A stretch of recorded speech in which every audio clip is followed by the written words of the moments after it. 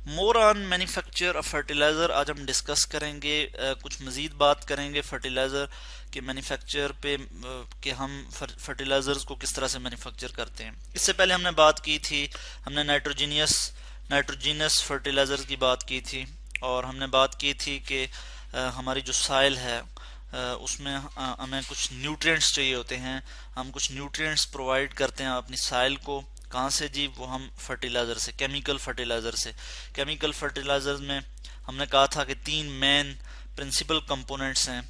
क्या हैं जी? Nitrate ion, phosphate ion और पोटेशियम आयन। ठीक है जी, ये हमने कहा था कि ये जो है ये मौजूद होते हैं। ये न्यूट्रिएंट्स होते हैं जो कि हेल्दी ग्रोथ, प्लांट्स या फिर क्रॉप्स जो हमारी फसलें हैं उनकी हेल्दी ग्रोथ के लिए ये न्यूट्रिएंट्स ज़रूरी होते हैं। उसमें हमने नाइट्रोजनस फर्टिलाइजर्स की बात की थी। हमने कहा था कि जो नाइट्रोजनस फर्टिलाइजर्स हैं उसमें जो हमने अमोनिया की बात की थी कि अमोनिया जो है नाइट्रोजन और हाइड्रोजन का कंपाउंड है।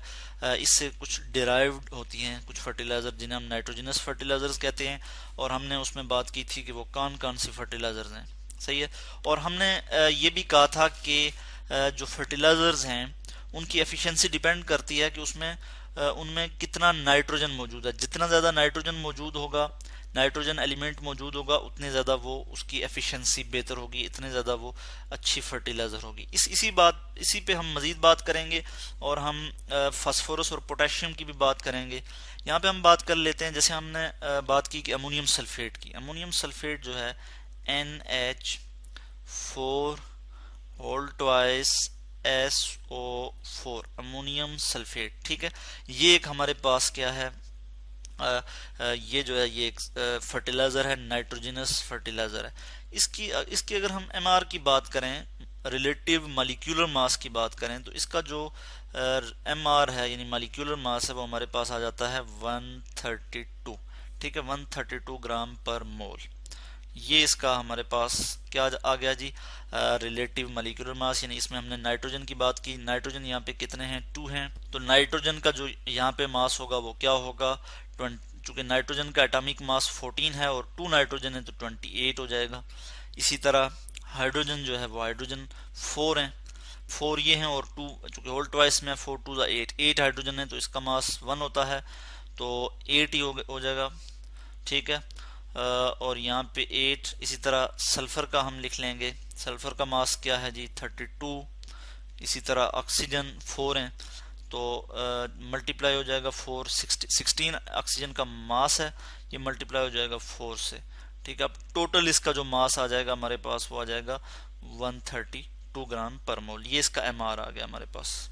अब हम यहाँ पे बात करेंगे कि अमोनियम सल्फेट में नाइट्रोजन कितना मौजूद है।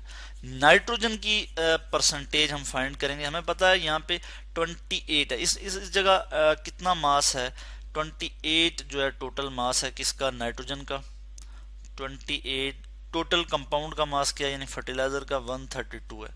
जब हम इसको डिवाइड करेंगे और परसेंटेज इसकी फाइंड करेंगे, मल्टीप्लाई बाय जब 100 करेंगे कि कितने परसेंट मौजूद है, तो हमारे पास यहाँ पे जो इसका आंसर आ जाएगा वो आ जाएगा 21.2% जो है इसमें नाइट्रोजन मौजूद है। नाइट्रोजन एलिमेंट जो है वो उसका क्या मास है अमोनियम सल्फेट में? वो हमारे पास आ जाता है 21.2%। इसी तरह से हम बात करेंगे नाइट्रोजनस जो फर्टिलाइजर्स हैं उसमें हमारे पास आता है ammonium nitrate, NH4NO3, ammonium nitrate. इसमें भी हम नाइट्रोजन की परसेंटेज की बात करेंगे, कितनी नाइट्रोजन मौजूद है। इसका जो MR है रिलेटिव मॉलिक्यूलर मास जो है वो इसका क्या है? 80 आ जाता है, 80 ग्राम पर मोल। ये इसका क्या है जी? MR है। तो नाइट्रोजन यहाँ पे एक है, यहाँ पे नाइट्रोजन एक ये और एक ये, यानी 28 प्लस हाइड्रोजन 4 है तो 4 ही इसका मास होगा, प्लस ऑक्सीजन 3 है तो 16 एटॉमिक मास है ऑक्सीजन का, मल्टीप्लाई बाई 3। तो ये टोटल जो है हमारे पास आंसर क्या आ जाएगा? 80 ग्राम पर मोल। ठीक है, ये इसका MR आ गया हमारे पास। ठीक है, तो अब हम देखेंगे कि इसमें नाइट्रोजन टोटल कितने हैं? 2 हैं। यानी नाइट्रोजन का इसमें मास कितना होगा जी? वही 28 है यहाँ पे भी। तो हम इसको इस तरह से लिखेंगे 28 divided by total mass. Total क्या है हमारे पास? 80 है और इसको मल्टीप्लाई कर लेंगे 100 से, तो सॉरी मैंने 1000 लिख लिया, 100 तो इज इक्वल टू हमारे पास क्या आंसर आ जाएगा, कैलकुलेटर की मदद से भी हम देख सकते हैं इसको कि 28 मल्टीप्लाई बाई 100 डिवाइडेड बाई 80। ठीक है, तो हमारे पास परसेंटेज आ जाएगी 35%। टोटल हमारे पास 35% जो है ये मास आ गया इस केस में नाइट्रोजन का। इस केस में नाइट्रोजन का कितना मास है, नाइट्रोजन जो है वो इज इक्वल टू 35% मौजूद है। ठीक है, यानी अब हम एफिशिएंसी की अगर बात करें, कंपेयर करें अमोनियम सल्फेट को अमोनियम नाइट्रेट से, तो अमोनियम नाइट्रेट ज़्यादा एफिशिएंट है क्योंकि इसमें 35% नाइट्रोजन है। इसी तरह अगर हम यूरिया की बात करें, नंबर 3 पे हम यूरिया की बात करेंगे, NH2CO NH2, तो इसका जो MR है वो हमारे पास आ जाता है जी 60 ग्राम पर मोल, यानी टोटल जो यूरिया है इसका 60 ग्राम पर मोल ये इसका मॉलिक्यूलर मास है। तो इसमें नाइट्रोजन कितने मौजूद हैं, 1 and 1 2, इसमें भी 2 नाइट्रोजन मौजूद हैं। तो नाइट्रोजन इसमें कितने हो जाएंगे, नाइट्रोजन की अगर हम परसेंटेज निकालें तो 28 जो मास है किसका है, नाइट्रोजन का है 28 ग्राम, और जो 80 इसका 60 जो है इसका टोटल मास है, मॉलिक्यूलर मास 60, और मल्टीप्लाई करेंगे 100 से तो इसका हमारे पास आ जाएगा 46.6% जो है जो नाइट्रोजन मौजूद है। वो यूरिया में नाइट्रोजन कितना मौजूद है, 46.6%। तो सबसे एफिशिएंट जो है इस केस में, इन तीनों के केस में हमारे पास यूरिया जो है वो यहाँ पे मौजूद है। ठीक है, तो जितनी नाइट्रोजन की परसेंटेज ज़्यादा होगी इतनी एफिशिएंट वो फर्टिलाइज़र होगी। अब हम बात करेंगे कुछ और फर्टिलाइजर्स की, जैसे हम फास्फोरस की बात करें कि फास्फोरस जो है वो किस लिए ज़रूरी है। फास्फोरस जो एलिमेंट है, फास्फोरस, ठीक है, PHORUS, ये रूट की जो है वो ग्रोथ के लिए ज़रूरी है, गुड रूट ग्रोथ, गुड या फिर बेटर रूट ग्रोथ के लिए ये ज़रूरी है, गुड रूट ग्रोथ। ठीक है, रूट जड़ें जो होती हैं, जड़ों की नशोनुमा के लिए ये ज़रूरी है। जैसे इसकी मैं यहाँ पे कोई एग्जांपल दूँ तो हमारे पास है कैल्शियम फास्फेट, Ca3PO4, और यहाँ पे होल ट्वाइस आ जाएगा क्योंकि इस पे ऑक्सीडेशन स्टेट क्या थी, -3। ठीक है, 3 इलेक्ट्रॉन ये इसने गेन करने थे, तो कैल्शियम की जो ऑक्सीडेशन स्टेट है वो +2 है, कैल्शियम 2 इलेक्ट्रॉन लूज करता है, तो इसलिए 3 कैल्शियम जो है वो 6 इलेक्ट्रॉन लूज करेंगे, और यहाँ पे चूंकि फास्फेट 2 हैं, 3 and 3 6, ठीक है, तो 6 इलेक्ट्रॉन जो है वो फास्फेट गेन करेगा। तो इस तरह से हमने लिख लिया Ca3PO4 2, या 3 हमने इसको हम इस तरह से भी कर सकते हैं कि ऑक्सीडेशन स्टेट या वैलेंसीज जो होती हैं वो इस तरह क्रॉस हो जाती हैं, 2 इधर चला गया और 3 इधर आ गया। तो ये क्या है, कैल्शियम फास्फेट जो है ये, कैल्शियम फास्फेट जो है ये एक फर्टिलाइजर है फास्फोरस की, ठीक है, जिसमें फास्फोरस मौजूद होता है। इसी तरह से कैल्शियम फास्फेट जो है ये बून में भी है, ठीक है जी, बून मील, तो मैंने कहा बून मील में भी ये पाया जाता है कैल्शियम फास्फेट। बून मील क्या होता है कि उसमें बून फाइनली डिवाइडेड बून्स होती हैं और कुछ और वेस्ट प्रोडक्ट होते हैं जो कि स्लॉटर हाउस यानी जो कसाई होता है, ठीक है, जो कि गोश्त बनाता है, या हम कहते हैं जो जानवरों को ज़बह करता है, ठीक है, तो वहाँ से कुछ वेस्ट और फिर फाइनली डिवाइडेड बून्स जो होती हैं इसको हम कहते हैं बून मील। उसमें क्या मौजूद होता है, कैल्शियम फास्फेट मौजूद होता है जो कि फर्टिलाइजर के तौर पे यूज होता है।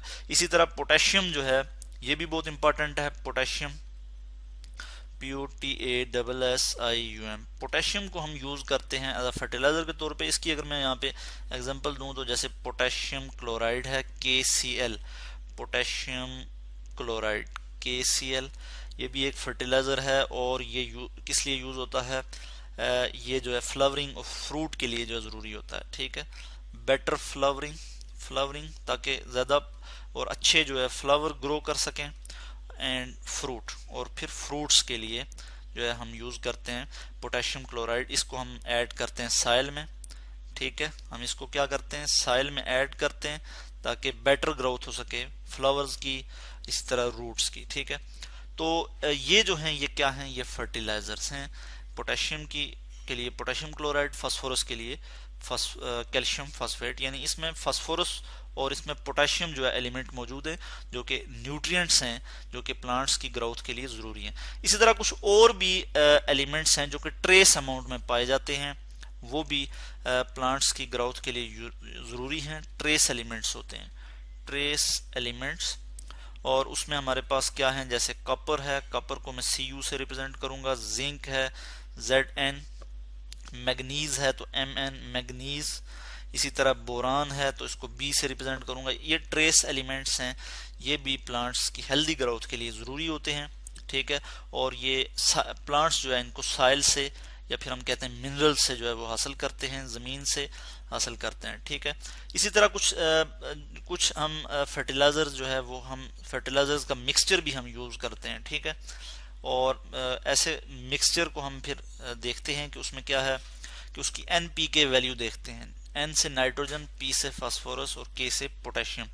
NPK वैल्यू जो है वो हम मेजर करते हैं कि NPK वैल्यू क्या है, VALU NPK वैल्यू, ठीक है, जो कि बताता है कि उसमें नाइट्रोजन, फास्फोरस और पोटेशियम किस अमाउंट में मौजूद हैं। तो ये हम कहते हैं कंपाउंड फर्टिलाइजर, जिसमें हम नाइट्रोजन, फास्फोरस और पोटेशियम के एलिमेंट जो है वो मौजूद होते हैं, ठीक है। तो इस तरह से हमने आज बात की फर्टिलाइजर्स की, कि हम फर्टिलाइजर्स को किस तरह से मैन्युफैक्चर करते हैं और ये किस तरह से प्लांट्स की ग्रोथ के लिए ज़रूरी होते हैं।